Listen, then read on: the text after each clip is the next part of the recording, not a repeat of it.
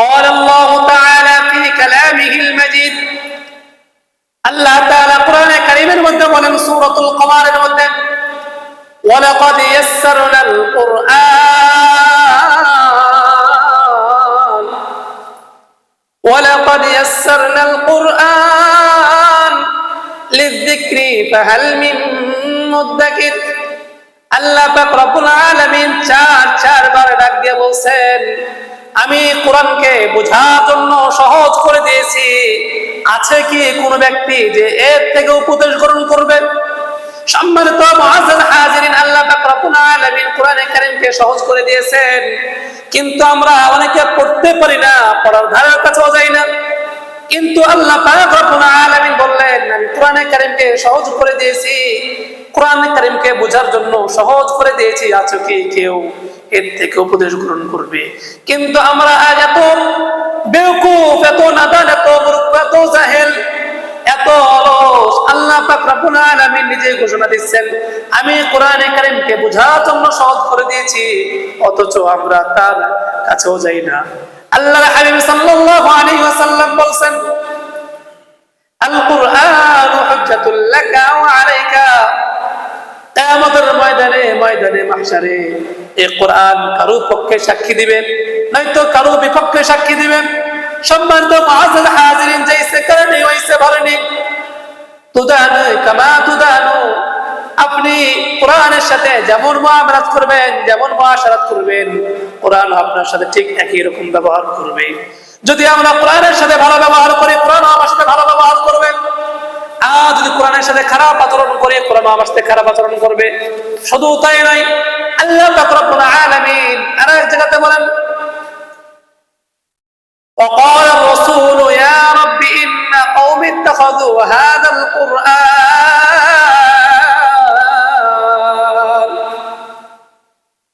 وقال الرسول يا رب إن قوم اتخذوا هذا القرآن مهجورا الله আল্লাহ তাআলা বলতেছেন হে রাসূল, কিয়ামতের ময়দানে মাহশারে রাসূলুল্লাহ সাল্লাল্লাহু আলাইহি ওয়াসাল্লাম আমাদের জন্য মামলা দায়ের করবেন, আল্লাহ পাক রব্বুল আলামিনের কাছে অভিযোগ করবেন। সম্মানিত মুআজ্জাজ হাজিরিন, যারা কোরআন বুঝি না, কোরআন পড়তে জানি না, কোরআনের ধারের কাছে আসি না, আমাদের উচিত কথাটা ভালো করে শ্রবণ করা। যে হাবিব সাল্লাল্লাহু আলাইহি ওয়াসাল্লাম আমাদেরকে সুপারিশ করে জান্নাতে নিয়ে যাবে, সেই হাবিব সাল্লাল্লাহু আলাইহি ওয়াসাল্লাম কিয়ামতের ময়দানে মাহশারে আল্লাহ পাক রব্বুল আলামিনের কাছে নালিশ করবেন, মামলা দায়ের করবেন। কি বিষয়ে? বলতেছেন ওয়াকালা রাসূলু ইয়া রাব্বি ইন্না কওমি ইত্তাখাযু হাযাল কুরআন মাহজুরা। রাসূলুল্লাহ সাল্লাল্লাহু আলাইহি ওয়াসাল্লাম বলবেন ইয়া রাব্বাল আলামিন ইন্না কওমি ইত্তাখাযু হাযাল কুরআন, যারা দুনিয়াতে থেকে আমার কোরআনকে, আপনার কোরআনকে পড়েনি, বুঝেনি, পড়ার ধারের কাছে আসেনি, তাদেরকে আপনি ধরেন, তাদেরকে শাস্তি প্রদান করেন। সম্মানিত মুআজ্জাজ হাজিরিন, যখন রাসূলুল্লাহ সাল্লাল্লাহু আলাইহি ওয়াসাল্লাম হাউজে কাউসারের পানি পান করাবেন সকলকে, আমরা যখন লাইন ধরব, তখন রাসূলুল্লাহ সাল্লাল্লাহু আলাইহি ওয়াসাল্লাম চিনে ফেলবেন এবং বলবেন সুবহান, তুমি আমার থেকে দূরীভূত হয়ে যাও। তুমি দুনিয়াতে কোরআনে কারীমকে সাথে যেরকম ব্যবহার করেছিলে, যেরকম ভাবে পড়নি, আজ তুমি আমার থেকে দূরে চলে যাও। তুমি যেরকম করেছো দুনিয়াতে, তার ফল তুমি দুনিয়াতে পেয়ে গিয়েছো।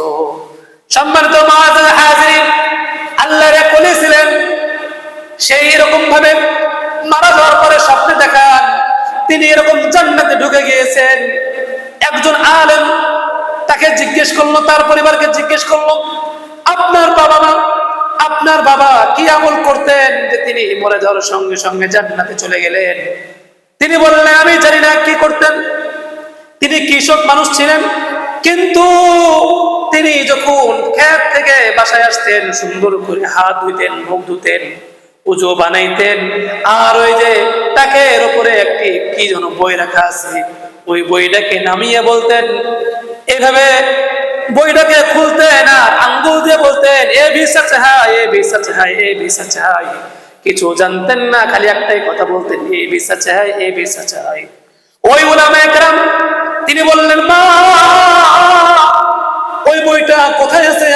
দেখা যাবে নি?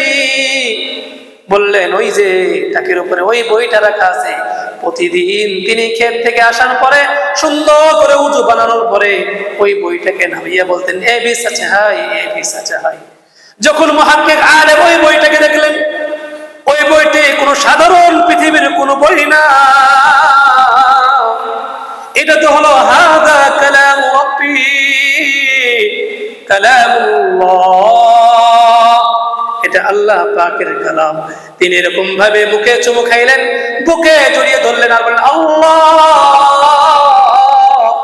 ও মালিক, বুঝেছি বুঝেছি আপনার কালামের ক্ষমতা, আপনার কালামের সম্মান বুঝেছি।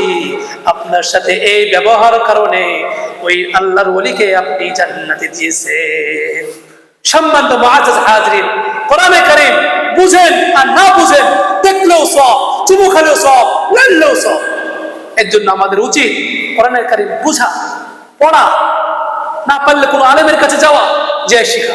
আল্লাহ পাক রব্বুল আলামিন যেভাবে কোরআনে কারীমকে সহজ করে দিয়েছেন, আমাদেরকে ডাকছেন, আছো কি কেউ এই কোরআনকে বুঝার জন্য? সহজ করে দিয়েছি, আছে কি কেউ এই কোরআনকে বুঝবে, পড়বে? আল্লাহ পাক ডাকতেছেন, অথচ আমরা গাফেল, অলস, আমরা কোরআনের ধারে কাছেও আসছি। এজন্য আমাদের উচিত কোরআনে কারীমকে সময় দেওয়া, কোরআনে কারীমকে পড়া, বুঝা। আল্লাহ পাক রব্বুল আলামিন আমাদের সকলকে কোরআন বুঝে পড়ার তৌফিক দান করেন। সকলে বলি আমিন।